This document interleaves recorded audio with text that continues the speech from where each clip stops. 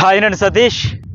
ఈ వీడియోలో ఇప్పుడు 2 ప్రోమోలు చూసాం కదా. ఈ వారం ఎలిమినేషన్ ఎట్లా ఉండబోతుంది, సంజనాకు సంబంధించి బాటమ్ 2లో పెట్టడం వల్ల చాలా మందికి డౌట్స్ అయితే ఉన్నాయి. ఏంటి ఓటింగ్లో నిజంగానే ఆవిడే కంప్లీట్గా బాటంలో ఉందంటే అది కాదు, ఆవిడైతే బాటంలో లేదు ఓటింగ్ ప్రకారం వాస్తవానికి. మరి ఎందుకు పెట్టారంటే ఖచ్చితంగా ఆవిడకి ఒక జలక్కిద్దాం అనే ఉద్దేశంతోనే పెట్టారు. ఎందుకంటే ఓవర్ కాన్ఫిడెన్స్ ఎక్కువైపోతూ ఉంది, మాటలు కూడా జారేస్తూ ఉంది. ఫస్ట్లో మీరు గమనిస్తే సంజన చాలా కాన్ఫిడెంట్గా ఉంటూనే కంటెంట్ ఎట్లా ఇవ్వాలి, ఎలా నేను సర్వైవ్ అవ్వాలి, ఒక 10 వారాలైన హౌస్లో ఉంటే బాగుండు అనే మాదిరిగా ఉండేది ఆట. అట్లాంటిది రాను ఏమవుతుందంటే కాన్ఫిడెన్స్ ఎక్కువైపోయి ఆట వదిలేసి ఊరికే అనవసరంగా సీన్ క్రియేట్ చేయాలి, కంటెంట్ క్రియేట్ చేయాలనే దగ్గరలో కంటెంట్ క్రియేట్ చేయాలనే ఉద్దేశంతో కొద్దిగా పదాలు కూడా జారేస్తూ ఉంది. కనుక ఆవిడికి మేలు చేయాలనే ఉద్దేశంతో ఒకసారి బాటమ్ 2లో పడిస్తే టెన్షన్ స్టార్ట్ అవుతుంది. ఇక మనం గట్టిగా ఆడాలి, స్ట్రాంగ్గా ఆడాలి, అయ్యో బాటంలో ఉన్నాం మన టెన్షన్ కొద్దీ మంచిగా ఆడాలి, గేమ్ మీద ఫోకస్ పెడుతుంది అనే ఉద్దేశంతోనే ఖచ్చితంగా ఈ పని అయితే చేశారు. ఆవిడకి బాటంలో ఉంచడం వల్ల కూడా ఆవిడకే మేలు జరిగింది, అందులో అనుమానం వల్ల.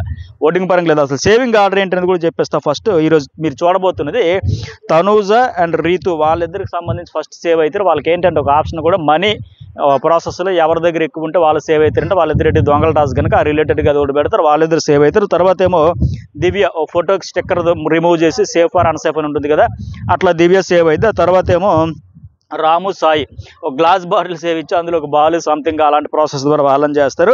ఇట్లా ఫైనల్లీ సంజన అండ్ రమ్య ఉంటారు. ఇప్పుడు చూసాం కదా, మేఘాలు వచ్చి వర్షం కురవాలి, వర్షం కురిసిన వాళ్ళు పొలంలో మొలకలు వస్తాయి అనే మాదిరిగా. సో ఇట్లా అయితే ఉంటుంది. అయితే ఇక్కడ ఇంకోటి ఏంటంటే మీరు సంజన గమనిస్తే నిన్న కూడా ఫస్ట్లో 10 వీక్స్ ఉంటే చాలు అనే కాన్ఫిడెన్స్ అలా ఒక టార్గెట్తో ఉండేది.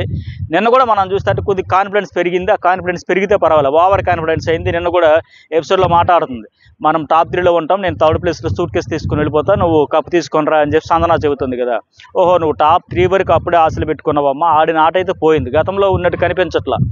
అందుకోసం అని చెప్పేసి ఒకసారి బాటమ్ 2లో పెడితే మనకు అంత సీన్ లేదా, ఆహా మనం అనవసరంగా ఎక్కువ ఊహించుకుంటున్నామా, నెగిటివ్ అయిపోయామా. దివ్య అన్నట్టుగా మీరు నేను హౌస్లోకి వచ్చినప్పుడు ఏదో టాప్ 3లో పెట్టి ఇప్పుడు అంత సీన్ లేదు పడిపోయి ఉంటారని లెక్క ఆవిడకి ఫిక్స్ అయిపోయింది. బర్నే 1, MNL 2 ఈవిడిని 3rd పెట్టింది కనుక ఇంకా టాప్ 3 పొజిషన్ అనుకుంటుందేమో, నిజంగా పడిపోయిందా. ఎందుకంటే బర్నే కూడా 1 ప్లేస్లో పెట్టిన ఆయన అవుట్ అయిపోవడం, ఈ సంజనాకు సంబంధించి టాప్ 3లో ఉండాము ఇప్పుడు బాటమ్ 2లో ఉండేసరికి ఖచ్చితంగా అయోమయంలో పడతారు. ఏం జరుగుతుంది, ఎట్లా పోతుంది అన్న ఒక ఆలోచనలో పడతారు.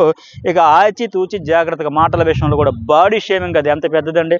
నువ్వు రోడ్డు రాళ్ళలా వచ్చి మీద పడిపోతుంటుంది, తొక్కేస్తుంది, ఎట్లా ఉంటుంది, అవన్నీ చెప్పడం కూడా రాంగే. దానివల్ల మైనస్ అయితే ఉంటుంది. ఇలాంటివి తగ్గించుకోవాలి. చాలా విషయాల్లో ఆ పోలికలు కూడా మనసులో ఉంటే వస్తుంది కదా, స్టాండర్డ్ క్లాస్ ఇట్లాంటివన్నీ, సెలబ్రిటీస్ కామనర్స్ ఇలాంటి చాలా వస్తున్నాయి కనుక అవన్నీ తగ్గించుకున్న దానికి ఆవిడకైతే లాస్ట్ 2లో అయితే పెడతా ఉన్నారు.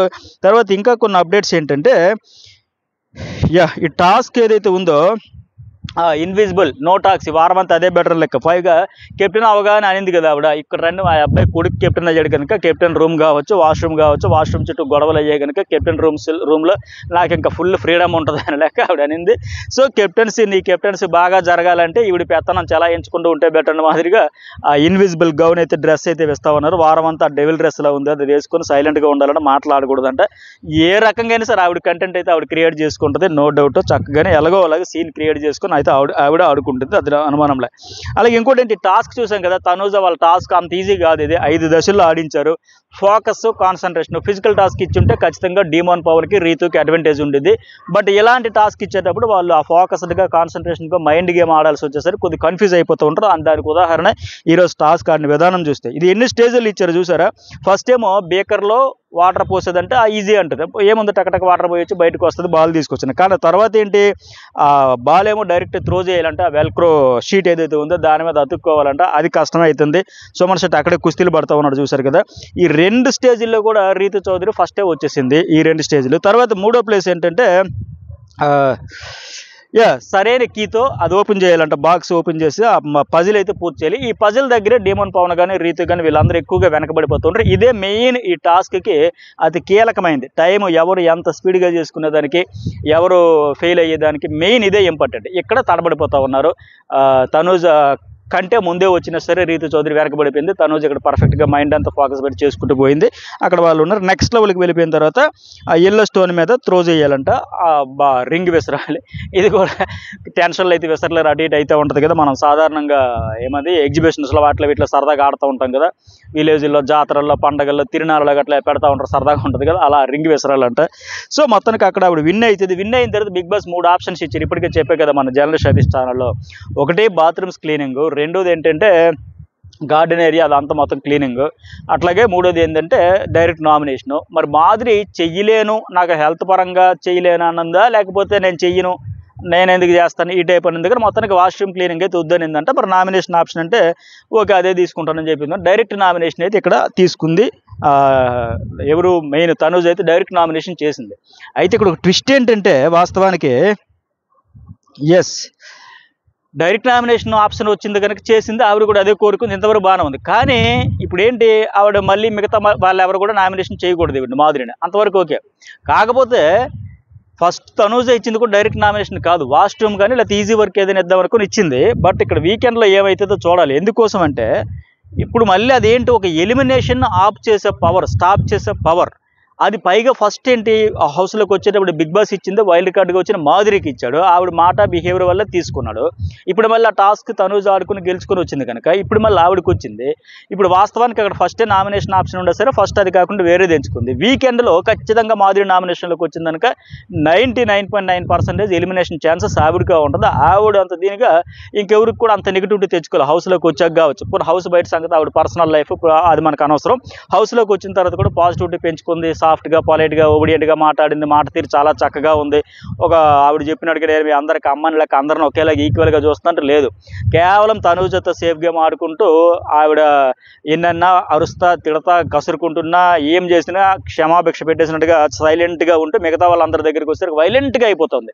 మెయిన్ రీతు చౌదరి విషయంలో బిహేవియర్ ఏంటి, నీకు మర్యాద తెలియదు, బయట అయితే జుట్టు పట్టుకుని నేలకేసి కొట్టేస్తుందని ఇట్లా కామెంట్స్ చేయడం కావచ్చు, లేకపోతే సాయి శ్రీనివాస్ విషయంలో కావచ్చు, నీకు బ్రెయిన్ లేదు, నీ బిహేవియర్ బాగాలేదు, వరస్ట్ క్యారెక్టర్, రకరకాలుగా. మరి ఎవరి విషయంలో అసలు తగ్గట్లా, ఒక తనూజ విషయంలో తప్పితే. ఇవన్నీ చూసి తనూజ ఏంటి ఇప్పటికే అంటుంది కదా, నేను ఆవిడని చాలా మాట్లాడిస్తాను, ఎన్నిసార్లు చెప్పాలో అని. సరే ఇంకెటు ఆవిడదే కదా ఫస్ట్ వైల్డ్ కార్డుకి వచ్చినప్పుడు ఆవిడకి వచ్చిన పవరే కదా, నేను ఆల్రెడీ ఇన్నిసార్లు చెప్పాల్సి ఉంది, ఆవిడకి అన్ని మాట్లాడేస్తాను కనుక ఇవన్నీ ఆలోచించుకుని మళ్ళీ వీకెండ్లో ట్విస్ట్లో ఎలిమినేషన్ రౌండ్లో ఎలిమినేషన్ స్టాప్ పవర్ ఆవిడదే మళ్ళీ నాకు వచ్చింది, మళ్ళీ నేను నా ద్వారా నామినేట్ అయింది కానీ ఒకవేళ సేవ్ చేసేస్తుందేమో చూడాలి, అప్పుడు అదిరిపోతుంది గేమ్. కానీ బిగ్ బాస్ ఆ ఆప్షన్ ఆ ఛాన్స్ ఇవ్వడం అనుకుంటున్నా. ఒకవేళ మాధురి లాస్ట్ రౌండ్ వరకు ఉండేదానికంటే నెక్స్ట్ వీక్ వాడుకున్నట్టు సంథింగ్ ఏదో ఒకటి గేమ్ అయితే ఆడతాడు తప్ప తను, ఎందుకంటే ఆపరేషన్ మాధురిలో భాగంగానే ఇవన్నీ చేసుకుంటూ వచ్చిన ఆయన ఫైనల్లీ తను మళ్ళీ నీ పవర్ నీకే, నీకు అన్ని సారీలు చెప్పే బదులు ఇక్కడ రీపే చేసుకుంటా నేనే నామినేషన్ చేశాను కాబట్టి ఆ టాస్క్లో ప్రాసెస్లో భాగంగా వాస్తవానికి ఇక్కడ పాయింట్లు వేరే ఉన్నాయి, కానీ ఆ గెలుచుకునే దానికి చేయాల్సి వచ్చింది కనుక చేసాను, ఇట్లా రకరకాలుగా ఏమైనా చెప్పి చేసేస్తే మాత్రం ఆట అదిరిపోద్ది.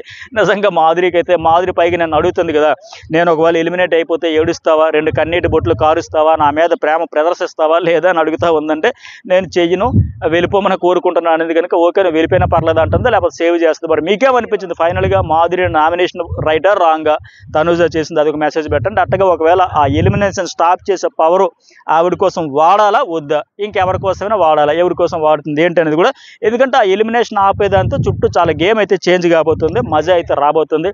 సో ఇవి ఇవాళ ఎపిసోడ్లో మీరు చూడబోతున్న అప్డేట్. ఈ వీడియోకి ఎంతవరకు లైక్ చేయండి, మెసేజ్ పెట్టండి, సబ్స్క్రైబ్ అయితే చేసుకోండి.